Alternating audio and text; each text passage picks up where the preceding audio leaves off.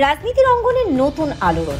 আইন, বিচার ও সংসদ বিষয়ক মন্ত্রণালয়ের উপদেষ্টা পদ থেকে হঠাৎ পদত্যাগের ঘোষণা দিলেন ডক্টর আসিফ নজরুল। কিন্তু কেন? আমরা স্বপ্নের বাংলাদেশ গড়তে ব্যর্থ হয়েছিলাম একদলীয় মানসিকতার জন্য, একটা দলের ব্যর্থতার জন্য। আজকে কোনোভাবেই যেন সেই ব্যর্থতার পুনরাবৃত্তি না হয়। গুঞ্জন রয়েছে ছাত্রদের গঠিত নতুন রাজনৈতিক দল জাতীয় নাগরিক পার্টিতে প্রত্যাশিত পদ না পাওয়ায় ক্ষোভে ফুঁসছেন তিনি। বিশ্বস্ত সূত্র বলছে, জাতীয় নাগরিক পার্টির জনপ্রিয়তা বাড়তে থাকায় ডক্টর আসিফ নজরুল নিজেই নতুন রাজনৈতিক দল গঠনের সিদ্ধান্ত নিয়েছেন।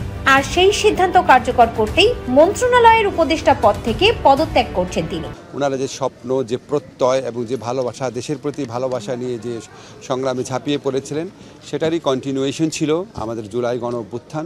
তবে ডক্টর আসিফ নজরুল এখনো আনুষ্ঠানিকভাবে তার নতুন রাজনৈতিক দল গঠনের ঘোষণা দেননি। এই পদত্যাগের পেছনে অন্য কোনো কারণ আছে কিনা তা নিয়েও চলছে জল্পনা কল্পনা।